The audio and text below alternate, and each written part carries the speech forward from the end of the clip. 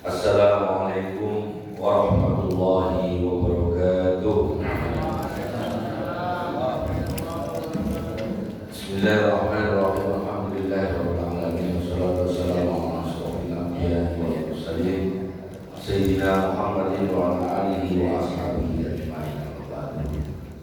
Al-Iqrar wal-Muhtaram para alim, para ulama, khusus jemaah Masjid Al-Hidayah Al-Hashimiyah rahmatullah.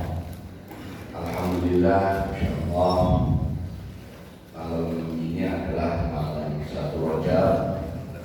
Dengan iringan doa kita semua, mudah-mudahan Allah sehatkan jasmani rohani kita, Allah kabulkan segala hajat kita, Allah panjangkan umur kita, bisa dijumpakan dengan Ramadan. Amin. Salawat dan salam senantiasa kita sampaikan pada suri tauladan kita semua, baginda Nabi Muhammad sallallahu alaihi wasallam. Sudah kita ikuti, mudah-mudahan kita istiqomah dan telah kita bersama beliau di surga Allah Ta'ala. Amin ya rabbal alamin. Hari ini masih melanjutkan kajian dari kitab Al-Masail. Masail itu kalau di komputer itu FAQ, frequently answer and question. Pertanyaan soal jawab yang sering ditanyakan. Karena ngaji itu kadang-kadang kita pakai kitab yang tebel-tebel, ini kitabnya tipis. Dan alhamdulillah Bapak Ibu termasuk orang yang di sini diberi kesempatan bisa ketemu banyak ustaz, banyak kiai yang bisa memberikan banyak menjawab soal-soal. Dan saya coba ngisi yang mungkin pertanyaan atau soal yang mungkin belum pernah disampaikan atau pernah disampaikan sudah ada jawabannya. Gak apa-apa, mudah-mudahan untuk memperkaya ilmu kita ya. Amin ya Pak. Dan seperti biasa kita hari ini ada kuis ya, bukunya ada 8. 4 ini novel motivasi. Wah, novel motivasi. Saya dapat kiriman dari Gramedia buku, intinya saya disuruh balikin lagi ke pembaca. Saya diminta untuk memberikan hadiah kepada siapa saja. Kebetulan kita sejak 3 atau 4 bulan sudah nanti menjelang Ramadan lebih besar termasuk Quran yang untuk hafalan. Saya sudah dapat kiriman, nanti kita bagi, tapi tetap menjawab soalnya gratis. Nah ini ada buku juga doa haji umroh. Nah ini juga ada titipan buku yang belum punya buku kalau baca sholawat Buddha yang maulid ya. Nah yang istimewa ini kitabnya Imam Bukhari Sahih, ada buku yang masih plastikan. Nah, nanti kalau sudah sampai rumah tolong dibuka ya, seperti teman saya pinjam Qurannya masih plastikan. Berarti yang baca nanti yang masih plastikan. Nah, nanti seperti biasa ya, nanti di sesi setelah. Bismillahirrahmanirrahim. Soal-soal yang sering ditanyakan. Ini mungkin Bapak sering punya kepikiran di soal ini. Mengapa sholat duhur itu sir, sholat maghrib, isya, subuh itu jalan? Pernah kepikiran kan? Kenapa kalau duhur kok sir, diem, kalau maghrib, isya, subuh kok di jalan? Jumat siang-siang kok jalan? Senang ya pertanyaan. Jadi begini, ibadah itu yang makbul itu selalu ada tuntunannya. Yang teman-teman salaf itu sering nyebut ada dalilnya. Kalau saya sih ngaji dari dulu ya ada dalilnya, kan tidak terlalu perlu disampaikan itu mesti dalilnya. Jadi kita tunjukkan aja hadis yang mana, kitabnya mana ya. Jadi ini jangan dipegang. Rasulullah itu baru mulai sholat fardu ketika umur 47 tahun. Ya, ketika umur berapa? 47. Ini sama jangan nanti keluar. Nah, apakah kalau Rasulullah sholat umur 47 kita tiru? Ya enggak. Jangan itu ngomong, alhamdulillah Gus, saya baru mulai sholat umur 47. Bener ini. Gak boleh, bukan begitu. Ada orang yang suka sholat gitu. Dulu nabi bangun. Ya begitu, tapi jangan gitu. Nah, kapan itu? Bulan Rajab.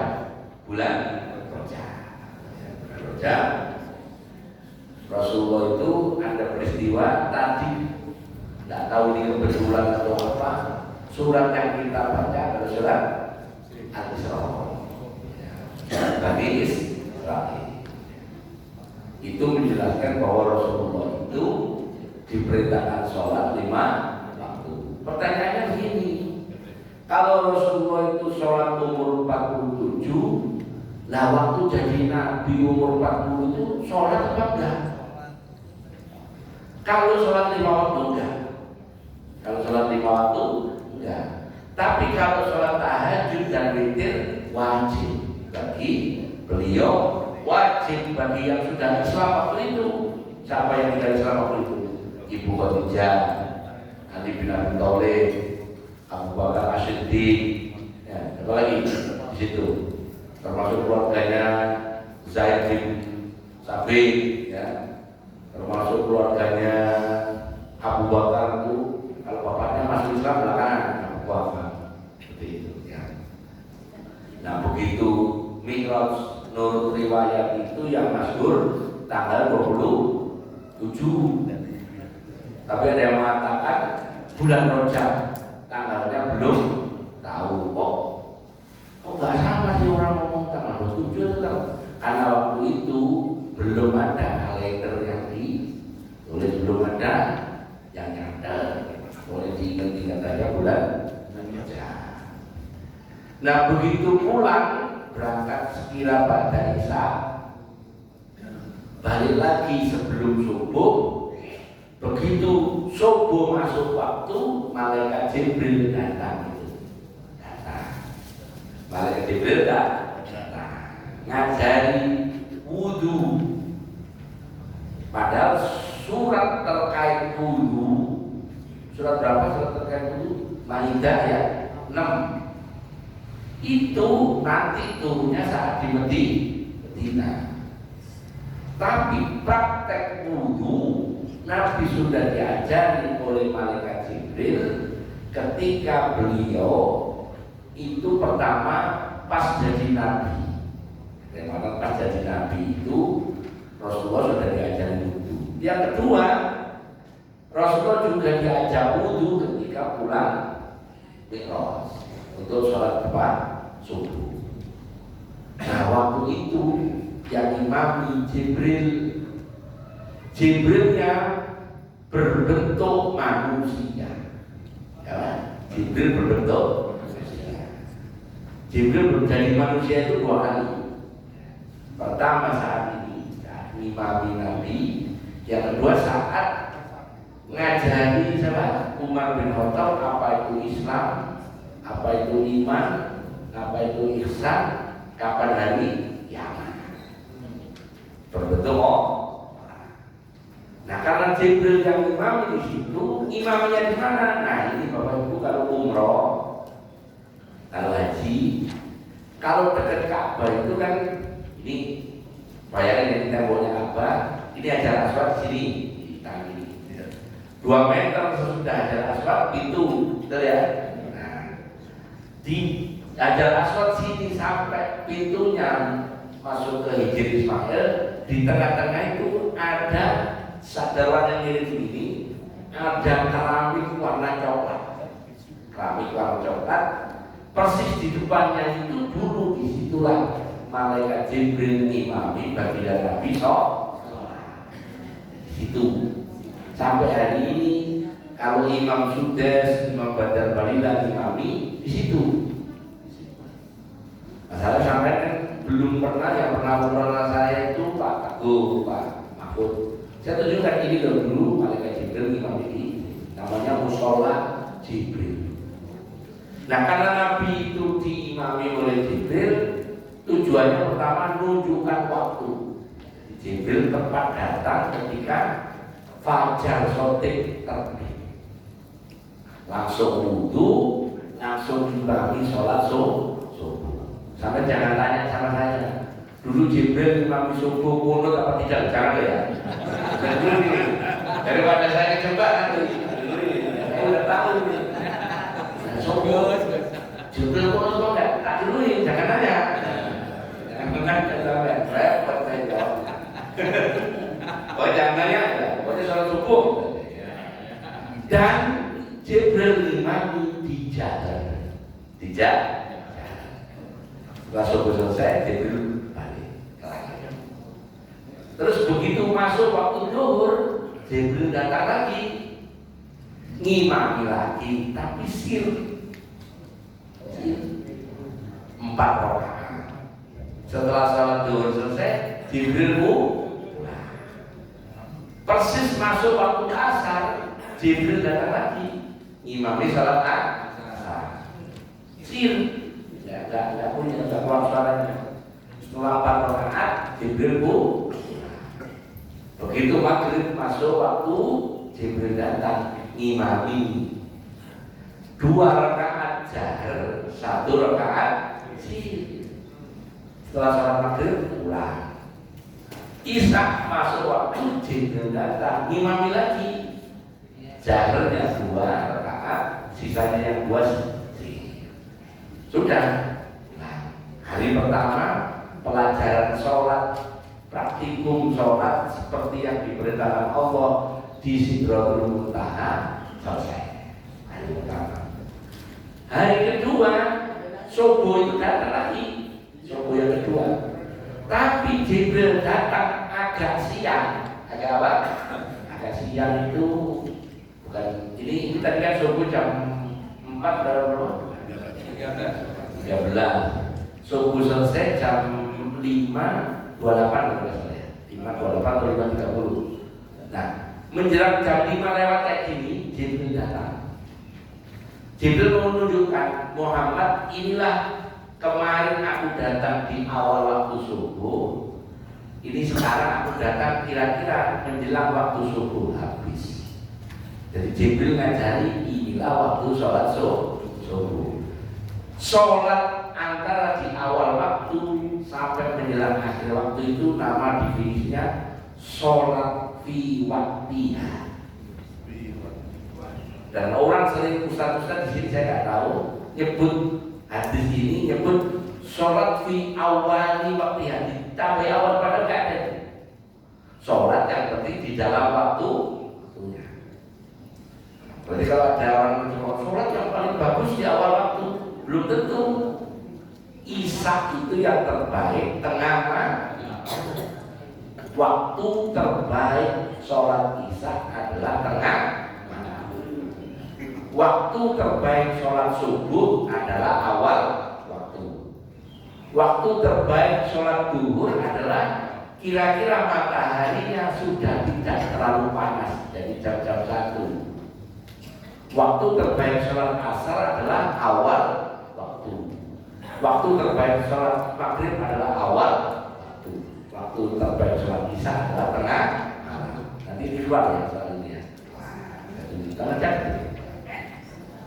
Nah, setelah pelajaran sholat selesai, Nabi terus sholatnya seperti itu dikonfirmasi oleh hadis berikut. Dan begitu prakteknya sholat, baik sampai yang sholat jamaah maupun sholat sendirian, kalau sholat jamaah jaharnya diwakili oleh imam. Ya, kalau sholat jamaah jaharnya diwakili oleh imam. Kalau sholat sendiri maghrib, isya, subuh, jenengan sholat sendiri munfarid tetap dijahar. Dengerin omongan saya. Kalau sampai salat sendiri maghrib, isya, subuh tetap di jalan. Sampai begitu apa begitu? Diam kan? Siapa yang nyuruh? Padahal contohnya tetap jalan. Tetap jalan. Cuman kalau Pak Tisna di sini salat sendirian ya nggak usah pakai mic. Itu jinnya warna Paris semua. Jadi baik sholat jamaah maupun sholat sendiri kalau maghrib di jalan. Mana dalilnya? Hadis ini.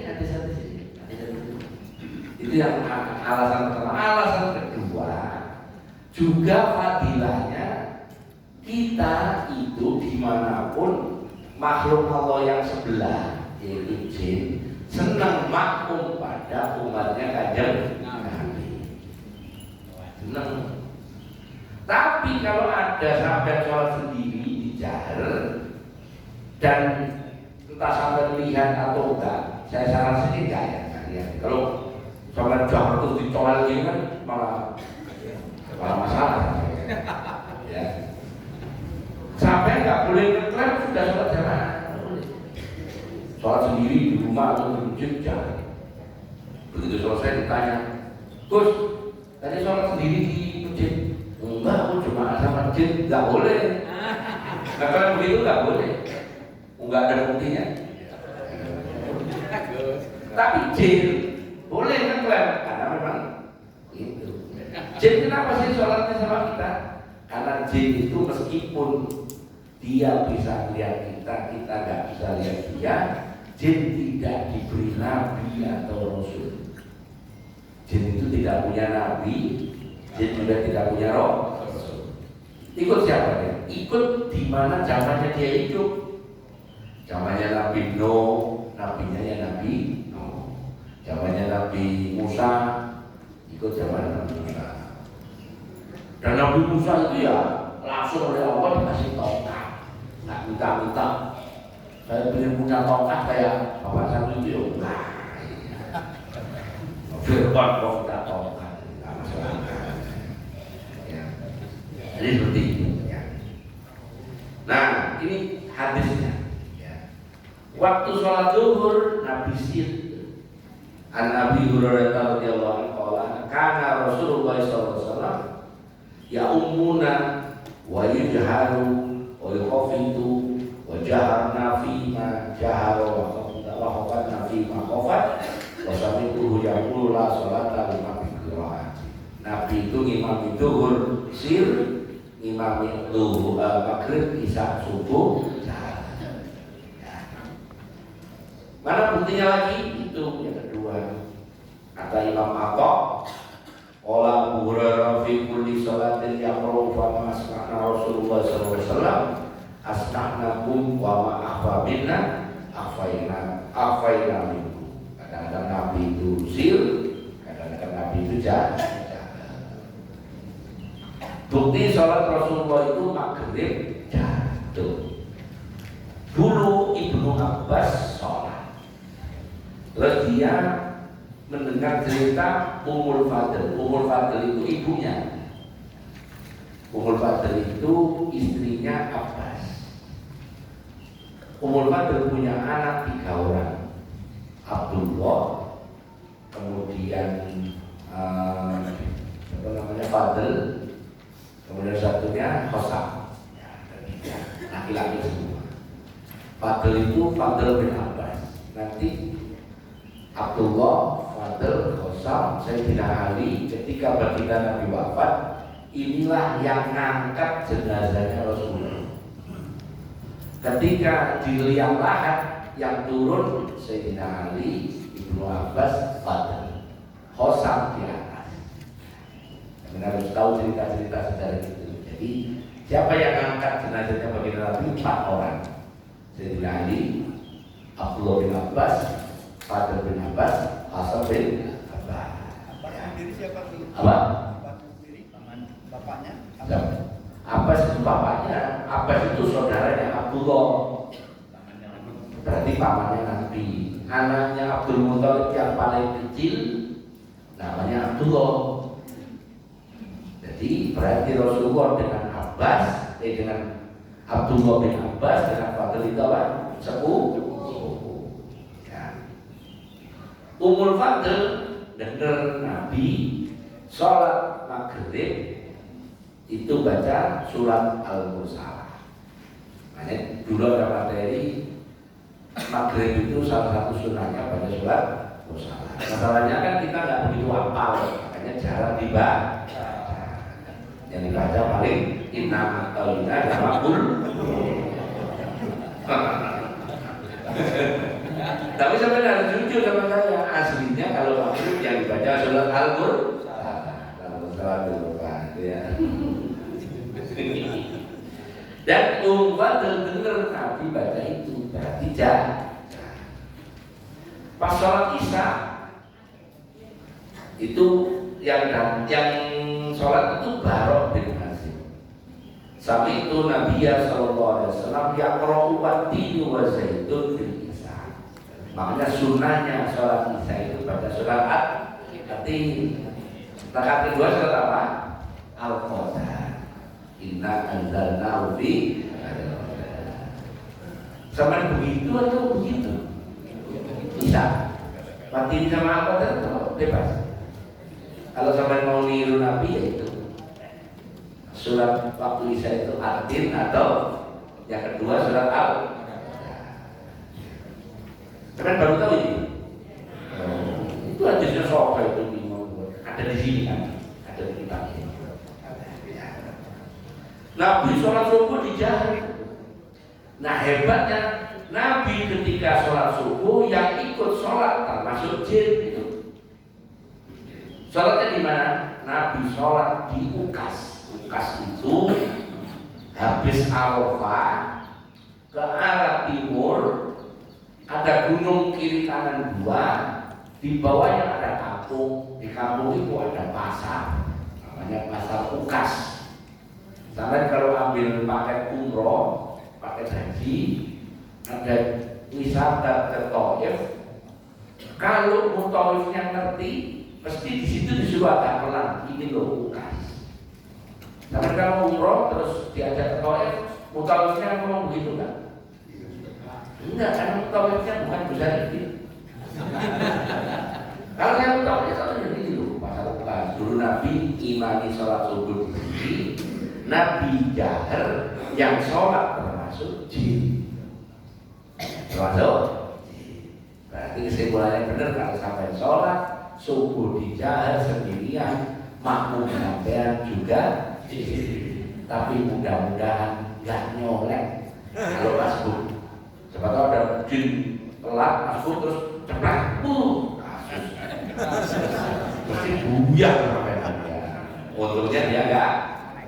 Dan yang dibaca surat jin. Tuh, surat jin. Ya. Oke, berarti dasarnya subuh, maghrib, isya, jahar adalah perbuatan Nabi. Sampai nggak perlu nanya, melogikan. Kok di jahar apa karena malam? Lah buktinya siang Jumatan jangan. Jadi nggak bisa dilogika. Dan Nabi juga waktu sholat Jumat dijahar, ya. Oke. Nah nomor berikutnya keutamaan jadi imam sholat. Ini perlu saya sampaikan begini ya Bapak. Jadi imam sholat itu ada syaratnya. Sekaligus kalau sudah memenuhi syarat, seorang imam itu mulia. Di hadapan Allah. Nanti di hari kiamat orang yang paling kelihatan di antara umatnya Nabi Muhammad itu imam dan muadzin. Imam dan muadzin. Tapi jangan sampai gara-gara orang yang paling kelihatan itu imam dan muadzin sampai borong sendiri. Ada dewe, komat dewe, imam-imami. Makmumnya dewek gitu. Makmumnya nggak ada. Makmumnya diarahkan aja. Dan musolanya itu kosong, masjidnya kosong. Ya. Sholat itu kalau berjamaah orang yang paling mulia adalah imam. Tapi sholat yang pasti diterima makmum.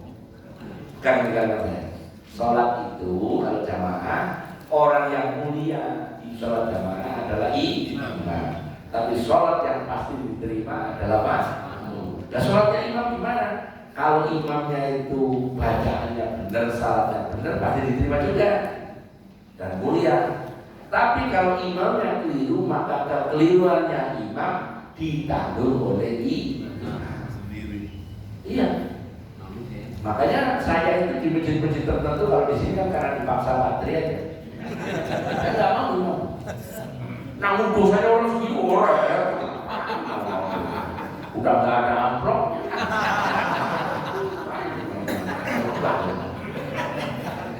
Siapa ceramah imam. Tapi karena saya menghormati Patri, menghormati Mas Rudi, ya ulah sekarang.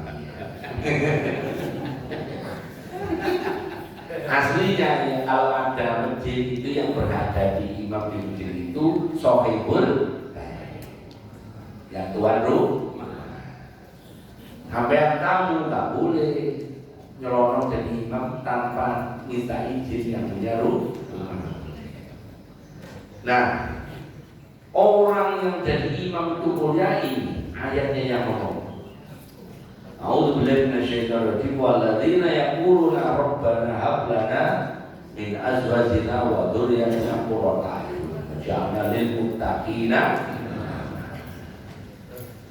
Lah berarti orang yang boleh jadi imam kalau di ayat itu sekilas orang yang bertakwa muttaqin. Ahlan wa sahlan Syekh. Masya Allah. Hampir beberapa tahun ini beliau jarang datang karena nyari tongkatnya Nabi Musa mau diberikan ke Prabowo. Karena nggak sanggup atasi banjir karena nungguin tongkatnya Nabi.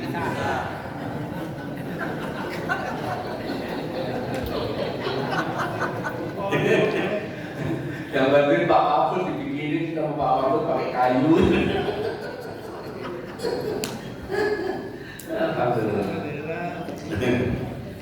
Yang kedua, waja'alna minhum a'immatan yahduna bi amrina lamma sabaru wa kanu bi ayatina yuqinun. Ya. Dan orang yang jadi imam itu adalah orang-orang yang diberi petunjuk. Artinya, ya petunjuk apa saja, petunjuk tentang Quran, petunjuk tentang ilmu dan lain-lain. Itu syaratnya imam disebut di Quran clear. Nah ini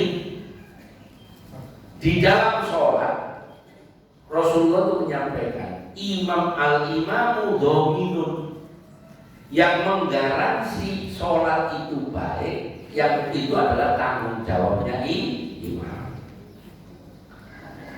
Wal mu'tamanu Allahumma ursid al-a'imata wa fil mu'ati. Terus diajarkan Rasulullah berkata, berdoa, ya Allah bimbinglah para imam dan ampunilah dosa para muadzin. Jadi kalau jadi muadzin sunnah dia yang iqamah. Karena iqamah sendiri juga namanya adzan. Jadi adzan itu adzan. Iqamah itu aslinya juga namanya adzan. Namanya bainal adaini, di antara dua adzan doa tidak tertolak. Jadi iqamah itu juga adzan, cuma ditambahi kode qomatis. Di dalam riwayat katakan, kamu kalau adzan jangan cepet-cepet. Maksudnya antara kalimat Allahu Akbar ke asyhadu an la ilaha illallah itu nggak boleh terlalu rapat, ada jeda. Hanya orang adzan itu ada jeda. Dan menurut teman-teman di pesantren yang saya dulu, adzan nggak boleh keras. Iya, nggak boleh. Nggak boleh. Adzan nggak boleh keras. Allahu Akbar. Harus Allahu Akbar.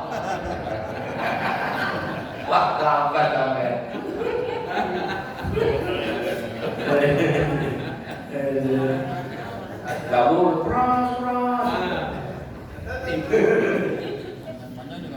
Ya, nggak boleh.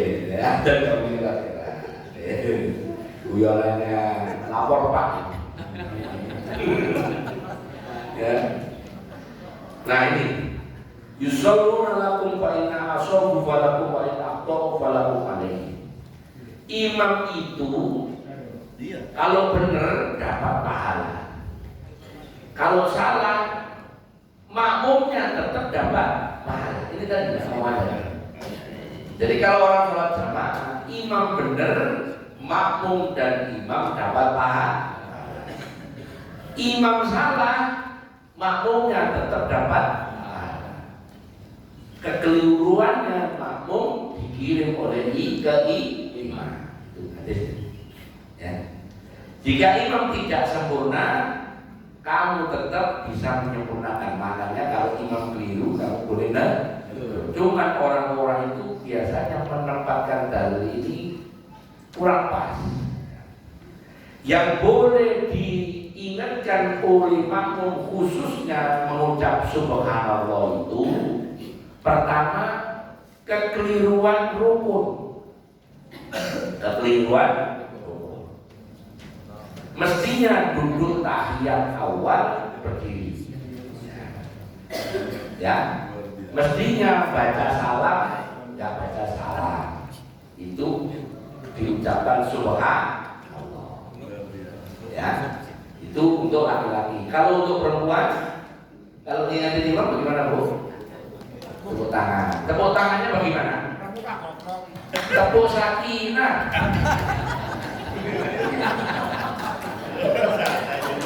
Kementerian Agama kita barang pokok. Ini gak cocok bener. Tepuk sakinah. Oh ya. Keluarga itu sakinah itu kalau ininya banyak. Masuk aja. Sakinah kan mau tua sampai. Nah makanya sakinah itu mau tua. Tepuk sakinah. Jadi apa namanya? Dari mana? Nah, kalau perempuan ketemu kan, begini salah, begini. Jadi nggak boleh begini. Sakinah nanti. Ini ibu makmum, saya keliru. Ya, begitu tahiyat saya Allahu Akbar.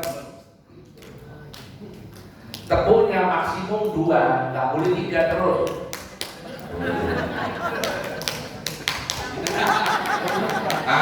Tepuk pramuka gitu. Cuman 2. Masih keliru. Nggak boleh 3. Kalau 3 berarti ibu bergerak 3 kali berturut. Itu alasannya. Madzhab apa yang bergerak 3 kali berturut batal? Madzhab apa? Novel. Ya, novel ya, apa ya? Saya itu orangnya begitu. Ilmu yang dulu dengerin langsung ya. Jadi kalau perempuan begini, kalau laki-laki, pertanyaan. Kalau kekeliruan rukun, subhanallah. Nah kalau imamnya lupa baca Al-Fatihah, ingetinnya gimana? Kalau ada yang bisa jawab, tak kasih buku doa haji umroh. Baca Al-Fatihah. Imamnya nggak baca Al-Fatihah, lupa. Jadi imam ini maghrib, datang terus Allahu Akbar. Bismillahirrahmanirrahim. Apa itu? Wal mursalati, langsung baca Al-Fatihahnya nggak di. Sampai makmumnya bilang apa? Al-Fatihah. Bilang apa? Kita baca Al-Fatihah. Nah, kita ngelihatnya gimana? Kita baca Al-Fatihah. Makmumnya baca. Ini patri apa? Dia ada. Oh, patri dibalikin lagi. Ya. Makmumnya baca Bismillahirrahmanirrahim. Alhamdulillahirabbil alamin. Biar maksudnya imam, oh aku belum baca Al-Fatihah. Rupanya Pak Tri baca Al-Fatihah, imamnya tetap baca petini. Oh, itu baca. Allahu Akbar. Bismillahirrahmanirrahim. Pak Tri. Bismillahirrahmanirrahim. Alhamdulillahirabbil alamin. Bismillahirrahmanirrahim. Bismillahirrahmanirrahim. Apa aja ya? Nah, ini kalau begini gimana cara ngajarinnya? Ayo, ini yang adanya Pak Tri tak kasih. Fatihah, oi.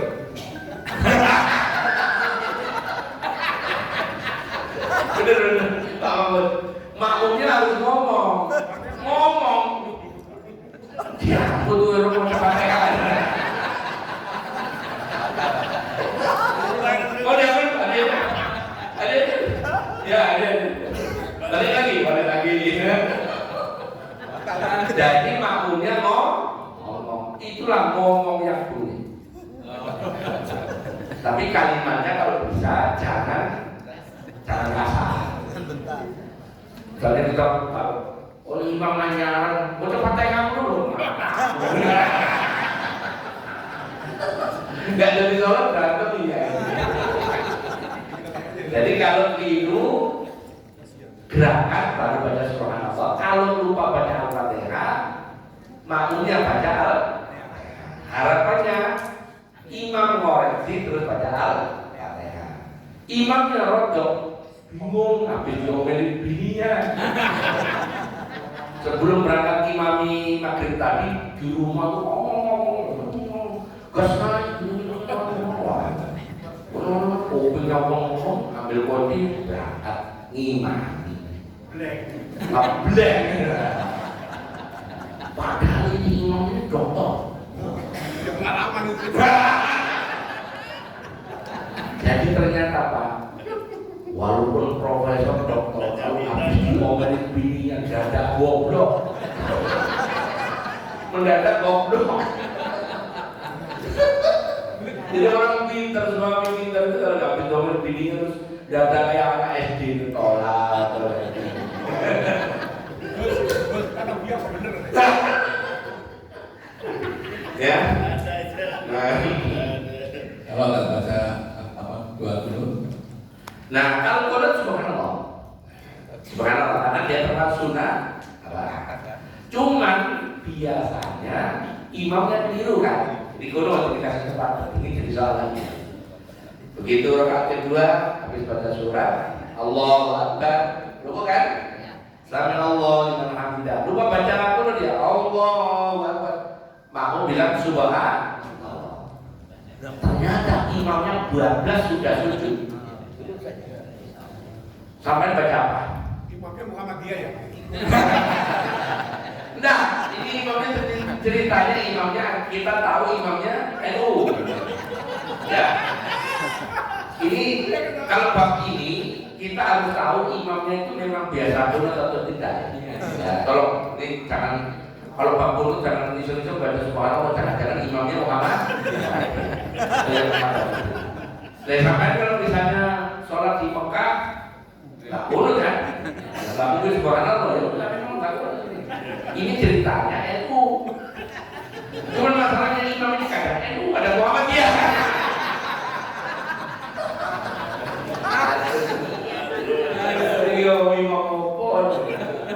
Imam yang benar namanya Muhammad NU, Muhammad Nuh. Ini menteri pendidikan kakak keluarga Muhammad NU. Begitu dia kayun masih rukuk gini, imamnya sadar boleh balik. Tapi kalau sudah melewati setengah dari menuju sujud nggak boleh balik. Kalau sudah mendekati sujud terus dia balik, maka sholatnya batal, jamaahnya batal. Ulang lagi. Terusin aja biarin. Terus dia duduk, sujud lagi, tahiyat. Sebelum salam imam sujud sahwi. Lo ternyata lupa sujud sahwi. Bisa. Itulah terus makmum bilang subhanallah lagi. keburu salah, selesai tampil, tadi lupa kunut, lupa sujud, gimana caranya? Ini ceritanya NU yang tadi. Maka imam balik lagi ke tempatnya, makmumnya semuanya ikut sujud sahwilah. Walaupun sudah ngomong, boleh. Tapi kalau dia begitu, kok nggak sujud sahwi, kok nggak kunut, aku Muhammadiyah, ya udah selesai. Udah sampai sebagai makmum. Ada sholat model gitu berantem dia. Ya ingat yang boleh diucapin subhanallah itu kekeliru. Kalau lupa baca surat Al-Fatihah harus diingatkan dengan membaca. Persyaratan dari imam Islam pasti balik ya. Tapi di madzhab Hanafi anak kecil yang belum balik boleh imami asal bacaannya bagus. Jadi ibu punya anak di rumah umur 5 tahun tapi ngajinya bagus, boleh taufik pindah suruh imami. Tujuannya untuk didik anak itu, melatih anak itu. Hukumnya apa? Kalau di Syafi'i ibu tetap munfarid meskipun berjamaah dengan anaknya yang belum dianggap munfarid. Tapi kalau di Hanafi dianggap berjamaah. Di mana Bapak? Hanafi. Sampai bisa urut nggak? Urutannya Hanafi sampai apa? Ada yang bisa urut nggak? Yang dari yang paling tua, mantap paling. Ada yang bisa? Nah, kasih hadiahnya apa tadi? Nah, yang paling tua? Imam Hanafi, Imam Maliki, Imam Syafi'i, Imam Ahmad bin Hanbal. Mudah-mudahan bisa haji umroh ya. Tahunnya ini. Iya. Oke, salaman dulu.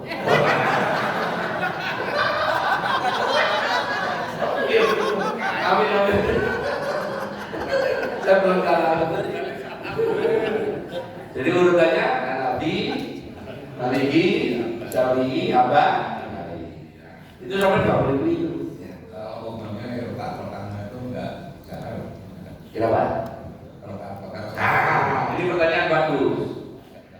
Lupa ya. Bisa semula harus jahar, dia nggak jahar. Bisa mestinya asal sama duhur itu sir malah jahar. Siapa? Ya kan, lebih jauh dari bininya kan. Mestinya duhur itu sir kan. Yang imam Allahu Akbar, Bismillahirrahmanirrahim, sampai pun nggak boleh bilang subhanallah. Karena pada dasarnya jahar dibaca sir dibaca jahar itu sunnah. Cuma dirasanya orang-orang. Hari ini lagi mabuk apa gimana? Dan ini pernah di kantor Pak, ada ustaz, ada panggil ustaz dari Palu. Itu gelarnya ada dokter. Nah, waktu Ustaz imami dia ada durasi komplit.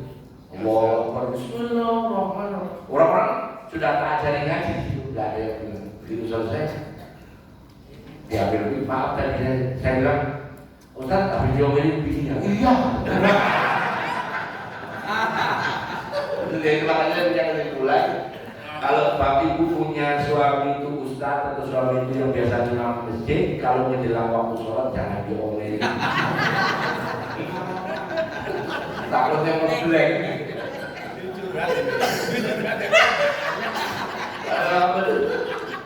Ya, anak kecil di madzhab Hanafi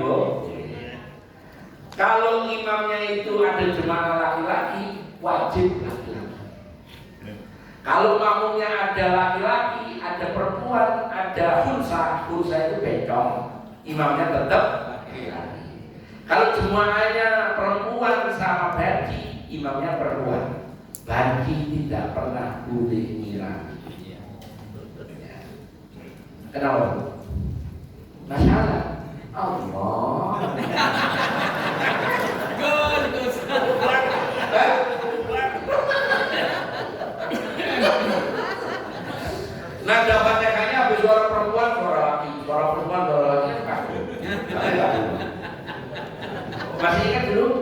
kalau orang unsa banji itu kalau meninggal kain kafannya 5 atau 3? Tidak usah jawab, tak kasih. Ikut dasarnya kalau dia laki-laki maka ikut laki-laki, kalau dia dasarnya perempuan ikut perempuan. Caranya tahu dasarnya laki-laki mana? Dari awal dia lahir. Kalau emang dia itu ada menuju ke 90% laki-laki diikut. Ada lagi yang kata saya jenaan yang mau. Ayo, masih belum tepat. Misalnya ini ada haji di kampung meninggal, ibu atau bapak ditugaskan ini kain kafannya. Kalau perempuan kan berapa lembar bu? Berapa? 5. Ya. Kalau laki-laki? Ya. Ini terkenal banji. Menentukan ini kain kafannya 5 atau 3 atau 5? Alat kelamin. Ayo. Alat kelamin. Gimana? Iya, udah lihat pipisnya. Kalau dia waktu banji pipisnya berdiri, laki dia. Kalau waktu banji dia pipisnya berpadu, dia. Kamu itu tadi berangkat umroh. Terserah ibu milih yang mana nih? Monggo bu, sini bu. Boleh pilih yang ini. Itu yang terakhir. Monggo. Ini buku maulid boleh, buku novel ini boleh, monggo. Ini pilih salah satu tempat ini. Ambil salah satu ini, monggo. Boleh silakan. Ya. Salah satu bu betul 3. Salah satu betul 3. Ya, monggo. Oke. Ini boleh. Ini novel ini untuk Abdul Baik Aduh, monggo. Ini juga boleh. Yang itu 5.000. Enggak. Boleh silakan. Oke, monggo. Oke, silakan. 5.000 itu. Jadi untuk tahu dia laki atau perempuan harus ada yang pernah lihat dia pipis. Berarti kesimpulannya kita itu kadang-kadang ngintip itu boleh.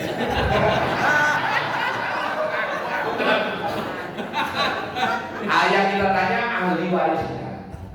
Dulu si Anu ini pipisnya di mana? Oh, berdiri pak. Udah. Bapak-bapak siapin kain kafan di dalam. Boleh ya? Cara mandinya kalau laki-laki ya laki-laki yang mandi. Kalau sudah diputusin. Kalau dia kita hukumi perempuan yang mandiin perempuan. Kan gitu. Kecuali yang mandiin keluarganya bebas. Saya belum pernah mandiin mayat. Mandiin mayat itu nggak boleh telanjang bulat loh pak. Nggak boleh. Nggak boleh. Saya itu nggak pernah pegang kalau mandiin. Tapi saya dikobong kan apa itu? Kalau mandiin kan ada ruang apa ya? Nah saya perlu di situ. Itu nggak tepat gitu. Saya kan model-model omong-omong gitu kan. Ngomong nggak pernah itu. Nanti kejaran. Suatu saat saya lihat ini nggak tahu apa yang mandi ini punya masalah dengan jenazah. Kerannya itu di sepuyarnya di. Wah, lu kenapa jangan? Kamu kira motor apa? Jerit-jerit itu ngawur. Bisa percaya. Mungkin nggak dengar kayak punya masalah. Karena menurut riwayat jenazah itu tahu siapa yang mandi, tahu siapa yang. Tapi sama jangan nanya saya. Pokoknya begini. Nomor 4 berakal. Nomor 5 yang penting, imam itu tidak boleh bohong. Kenapa? Karena kalau imamnya bohong, makmumnya nggak tahu ini rokok apa ini tidak.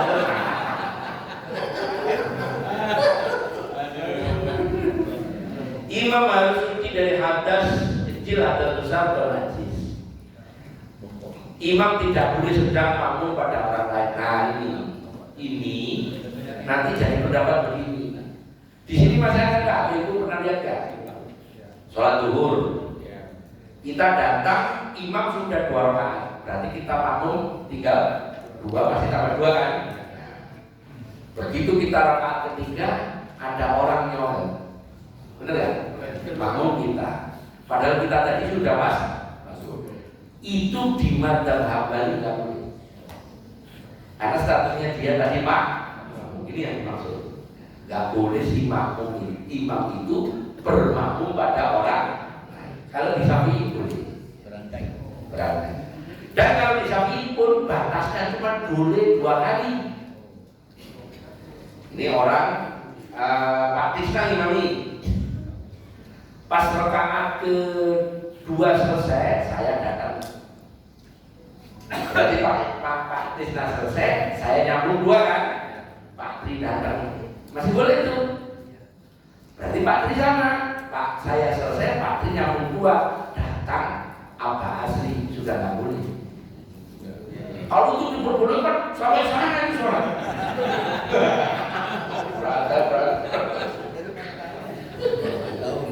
Baru tahu ini? Baru tahu? Waduh, ngaji sampai ya nggak apa. Ustaz sini cara jelas begini. Wah, kitabnya kurang, ngajinya kurang, kopinya kurang. Malah ketak-ketak. Ya. Kopinya belakang taket. Berapa? Belakang taket kopinya. Iya. Ya. Nah, sekarang ini syaratnya jadi imam.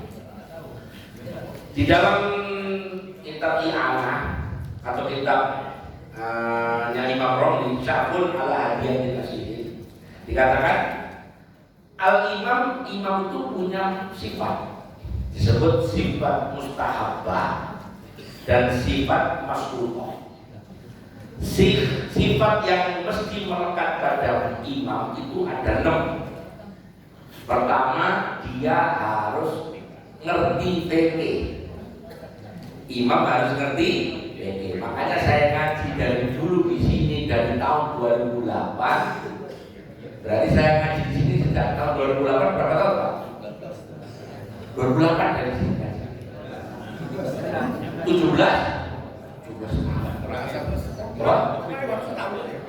saya itu kenal beliau 2010 di Kalibata. Toprak blog saya.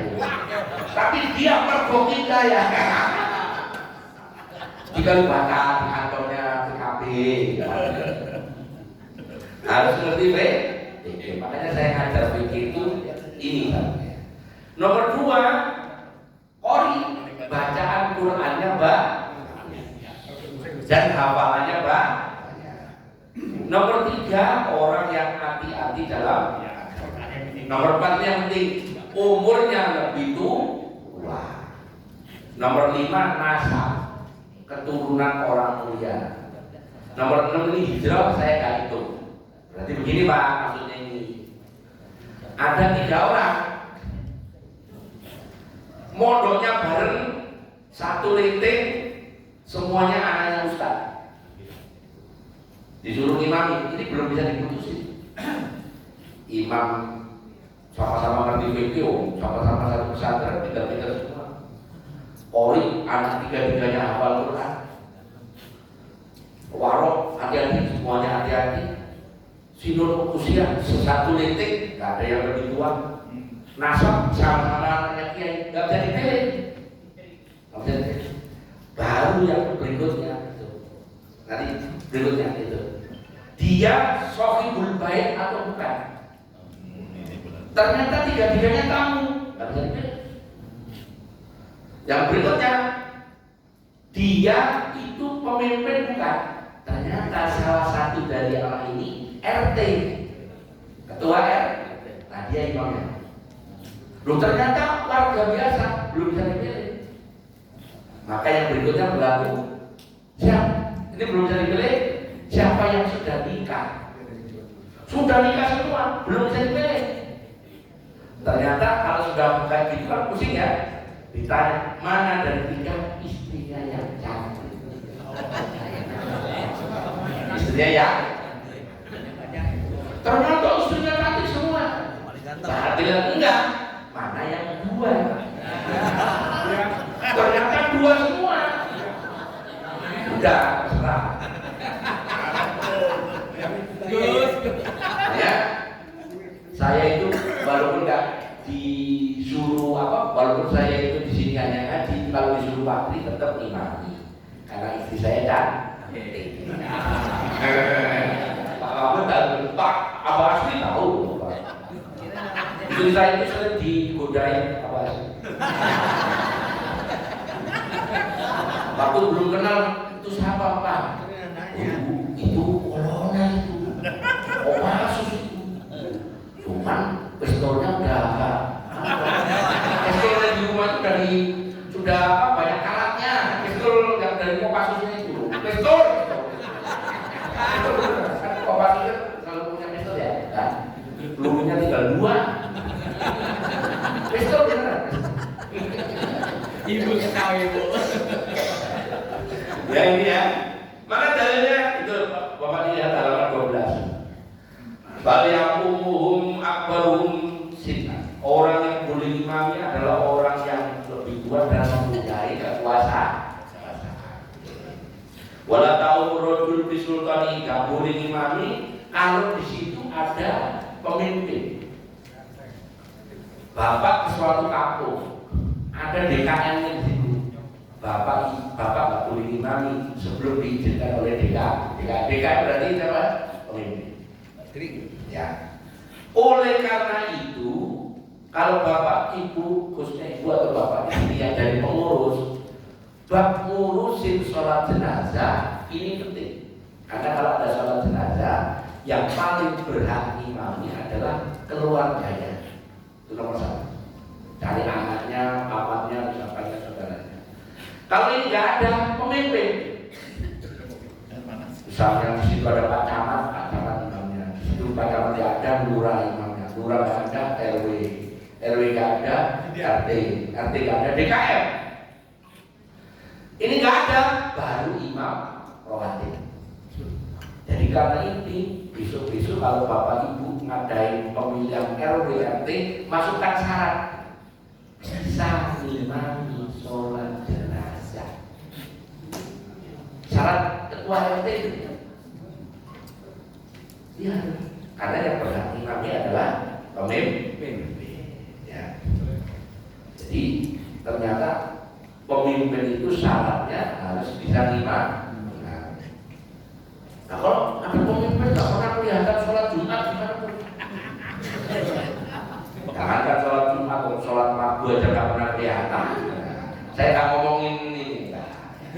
Ada. Kalau bisa cek. Jangan-jangan nggak bisa wudhu. Jangan-jangan. Tuh ya. Jadi syaratnya imam itu halaman 13. Fa'afsanu surah, hendaknya yang jadi imam istrinya cantik. Idlam yalzamu minal anudho bil ahsan wa ba'da dalika mutazawwiju wa ahsanu zawjatan. Hendaklah istrinya yang cantik. Jadi saya nggak ngarang. Ya gitu ya. Tapi cantik itu rela. Oke, sekarang yang nggak boleh jadi imam, yang boleh dulu, yang boleh jadi imam, dia tidak umi. Umi itu orang yang tidak bisa baca tulis Al-Quran. Nabi Muhammad itu umi ya.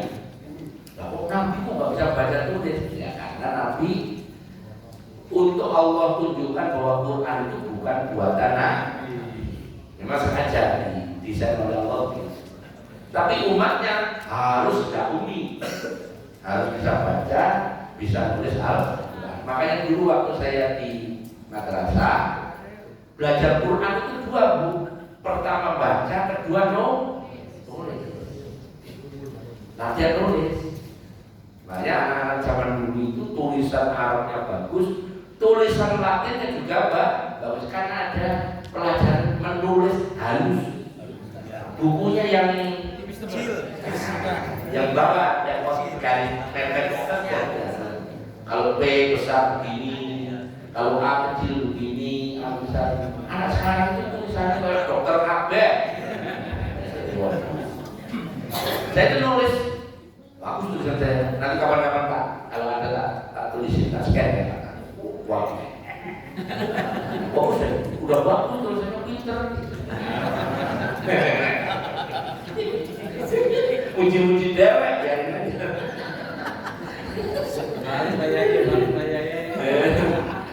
Nah, yang nggak boleh kan? Yang nggak boleh, yang boleh. Yang kedua harus ngerti fikih. Yang ketiga suaranya harus bagus. Ini relatif ya. Dan imam itu hendaknya tuh ngerti ya, tidak fasik. Imam itu tidak boleh fasik. Saya kasih pertanyaan ini, nanti yang jawab saya kasih. Di kampung itu rata-rata peminum, minum bukan minum air ya, minum toa. Kalau di Tuban, Lamongan itu tua itu legen, koci, bukan tua, legen dibiarin beberapa bulan. Legen lahang. Kalau orang Sunda itu ya air dibiarin di babu itu, nanti dia berubah terfermentasi menjadi alkohol, jadinya tua. Tapi semuanya bisa ngaji. Kalau itu satu kampung nggak masalah. Kalau itu satu kampung semuanya pemabuk, kebetulan dia mampu ya sholat, ya nggak apa-apa. Ini kan saya ngomong fikih ya, saya nggak ngomong hukum mabuknya, pokoknya ngomong sholat.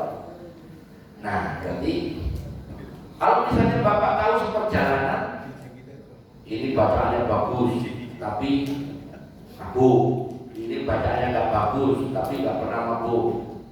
Ini dia nggak pernah mabuk, tapi bacaannya bagus, nggak ngerti agama. Kira-kira kalau ini yang dipilih, yang pertama bacaan Qurannya bagus, mabuk. Yang kedua bacaannya kurang bagus, tapi tidak mabuk. Yang ketiga, terus bacaannya nggak bagus, mabuk. Pilih yang mana? Nggak, ini suruh pilih yang tiga ini. Kasih aja. Nomor dua. Apa asli dapat hadiah? Jalan. Kasih. Jalan. Ya. Yang bacaan Qurannya bagus dan karena nggak boleh novel. Ya. Berikutnya siapa orang yang nggak boleh imami? Nah itu. Pertama, fasik, orang yang rusak bacaan Fatihah. Karena Fatihah itu 143 huruf, 14 tasdid. Ini nanti keluar ya. 100 berapa? 43 huruf, 14 tasdid. Semuanya harus dibaca dengan tepat. Satu keliru fasik. Misalnya Ar-Rahmanur Rahim. Tasdidnya hilang. Itu fasik. Misalnya salah bentuk makhraj. Iya karena budu wa iya karena nasta'in. Iya karena budu. Iya karena budu. Bukan budu. Fasik. Enggak boleh jadi. Tapi satu kampung budu semua apa? Satu suku di sini kan ya budu. Itu dulu gurunya sama juga. Nomor dua Arab, orang yang mungkin bapak pernah dengar ada imam ihdinas siratal mustaqim, minnya dirubah jadi nun mustaqim, ada. Nah, nanti kawan-kawan pasti kita tahu. Nah itu dianggap Arab, itu kesalahan itu tidak.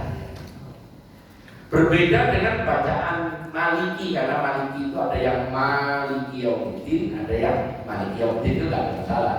Tapi kalau makhraj tidak boleh begitu. Nah makanya kalau orang Sunda semua pasti sah, karena ia karena budu semua kan. Begitu orang Sunda di situ ada satu orang Jawa, orang Pasuruan, imamnya orang Pasuruan. Ya ini pandai gelar.